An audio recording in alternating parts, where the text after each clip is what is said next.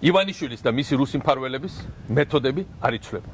მათ რუსულ საიტზე ატვირთეს ნაწილ-ნაწილ გადაჭერილი რუსული სპეცსამსახურების მიერ სატელეფონო საუბრები ისევე როგორც 2012 წელს. მათ დაგვიდგეს ციხის კადრები და ახლა ხო ყველა მიცის რომ ციხის კადრები დადგმული იყო. მოკლეს 9 თვის ბავშვი არჩევნებისთვის და ჩაატარეს ნამდვილი სპეცოპერაცია. რამდენჯერ უნდა აგვაგდონ რუსულმა სამსახურებმა ამ ხრიკებით. რამდენჯერ უნდა წამოგვაგონ ერთი და იგივე სატყუარაზე. ეს არის გაზპრომის ყველაზე მსხვილი აქციონერი ივანიშვილი. მთელი ევროპა ცდილობს მოუშორებელი ჭირის გაზპრომის მოშორებას და მან ის უკვე მოშორებული დააბრუნა საქართველოში. მიაბა ქართული პროდუქცია მთლიანად რუსულ ბაზარს, რითიც ჩამოშალა ქართული ეკონომიკა. ახლა აპირებს სომხეთზე რკინიგზის გახსნას, რაც პირდაპირ ეწინააღმდეგება საქართველოს სტრატეგიულ ინტერესებს, მაგრამ ესეც არის პირდაპირ მოთხოვნა რუსეთის. დღეს გამოაცხადა, რომ ასრულებს რუსულ თავარ დაკვეთას ერთ-ერთს და მე მიხურავს გზას საქართველოს არჩევნებისკენ, იმიტომ რომ უნდა რომ ჩამომართოს საქართველოს მოქალაქეობა. მას შემდეგ რაც იძულებით დამატოვებიეს ქვეყანა.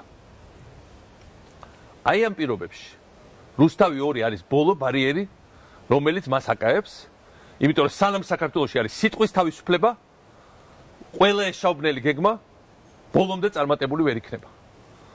ამიტომ რუსთავი 2-ის დაცვა, მათ შორის ფიზიკურად ადამიანების მიერ დაცვა ძალადობისგან, ეს არის პირდაპირი გზა საქართველოს დემოკრატიის, თავისუფლების და მომავლის გადარჩენის.